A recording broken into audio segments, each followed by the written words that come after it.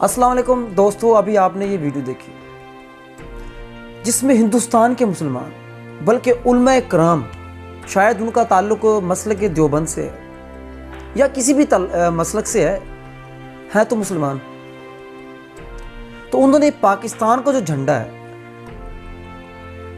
پاکستان کا جھنڈا جو کہ ایک اسلامی ملک ہے، جو کہ لا الہ الا اللہ محمد رسول اللہ کی بنیاد پر بنا ہے، اس کا جھنڈا انہوں نے جلا دیا۔ یقیناً آپ کو دکھ ہوا، مجھے بھی ہوا۔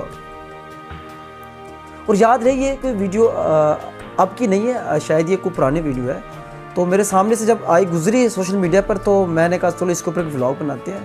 تو اس کے ساتھ دوسرا تعلق ہمارے جو مسکان ہے، وہ جو شیر کے جگر والی جو ایک عورت تھی، وہ جو لڑکی جس نے ان سینکڑوں گنڈوں کے سامنے دھاڑ کر اللہ اکبر کہا تھا، اس کا بیان بھی سامنے آ گیا۔ اب وہ بھی کہتی ہے کہ پاکستان والوں، پاکستانیوں، آپ کو ہمارے معاملے میں بولنے کی ضرورت نہیں ہے، یہ ہمارا انٹرنل پرابلم ہے،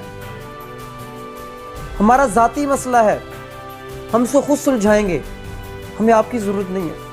اسی طرح اسد الدین اویسی جو ہے، جو ایک وہاں کے بہت بڑے اسکالر ہیں اور بہت بڑے ایک سیاسی لیڈر ہیں، انہوں نے بھی یہی کہا ہے۔ انہوں نے کہا کہ پاکستان جائے بھاڑ میں، ہمیں ضرورت نہیں ہے پاکستان کی، یہ ہمارا ملک ہے، یہ ہماری بہنیں ہیں، ہم خود اس معاملے کو سلجھا لیں گے۔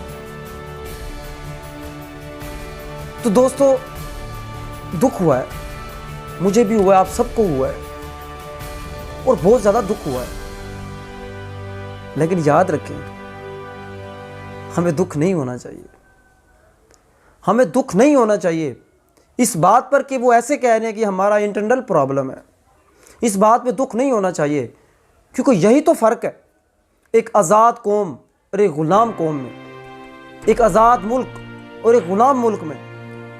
میرے بھائی، ہم تو آزاد ملک میں بیٹھے ہیں، ہمیں تو ہر قسم کی اجازت ہے، ان کو بتاؤ کس قسم کی اجازت ہے؟ وہ تو غلام ہے، وہ تو اپنی زندگیوں کو سسک کر جی رہے ہیں۔ اگر وہاں کا کسی ایک مسلمان کے منہ سے غلطی سے بھی پاکستان کا لفظ نکل گیا، پاکستان کی ذرہ برابر بھی حمایت کر دی، جو ان سے ڈیمانڈ کر دی، تو اس کے اوپر ایک ٹھپا لگ جانا ہے فوراً، غداری کا۔ صرف اس کے اوپر نہیں لگے گا، اس کے پورے خاندان کے اوپر لگ جائے گا، اس کی جو ساری پوری نسل کے اوپر لگ جائے گا۔ اور وہ کہاں ہوں گے؟ یا تو ساری زندگی جیلوں میں سڑیں گے، یا وہ کسی اور دنیا میں چلے جائیں گے۔ تو ہمیں کیا پتا ان کی پرابلمز کا؟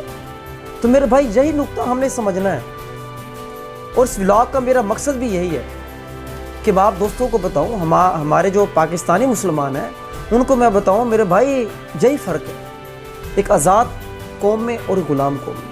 ہمیں ان کی مجبوری کو سمجھنا ہوگا۔ اب پاکستان کے اندر کچھ لوگ ان واقعات کی آڑ میں، جو میں نے ابھی جن کا ذکر کیا ہے، ان کی آڑ میں وہ کہتے ہیں کہ ہمیں کیا ضرورت ہے جو ہندوستان میں مسلمان ہیں ان کے لیے آواز بلند کرنے کی،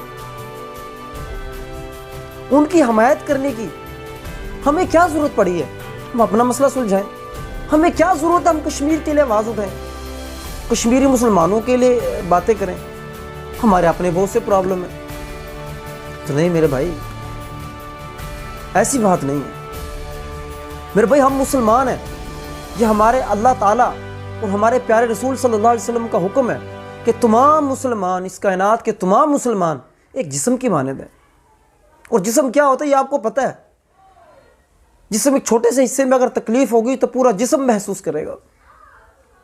دوستو، اسی رشتے کے ناطے ہم نے اپنی آواز کو بلند کرنا ہے، ان کی حمایت میں